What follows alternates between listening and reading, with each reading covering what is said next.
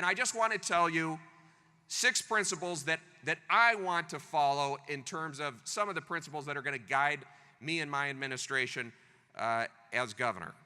First and foremost is, and this is very basic, and I'm shocked that this needs to be said, but given the last 4 years, it does. We're actually going to include educators in decision-making and policy formulation in the first place.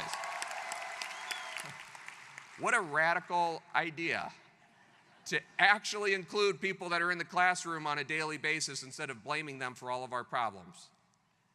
That's number one. Number 2, we need to focus more on investing and less on testing. You know, our school funding system was found to be unconstitutional in 1997. It still is. Third, we've got to acknowledge that this race to privatize our public education system is a race to the bottom. The only people that it is working for are some wealthy for-profit CEOs that are profiting off of this system. We've got to have a child-centered public education system and stop this race towards privatization. Fourth, and I mentioned this earlier, but I want to underline it. Fourth is we've got to end once and for all this completely counterproductive and unhealthy obsession with high-stakes standardized testing. Fifth, and related to that, we need to support a curriculum in a positive way that addresses the development of the whole child.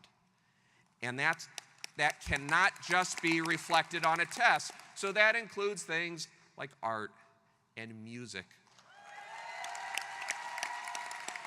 and foreign languages and other things that aren't ever going to show up on a standardized test, because children learn in different ways, and teachers should be allowed to teach in different ways. Sixth, there are states in this country that are doing dramatic things when it comes to early childhood education.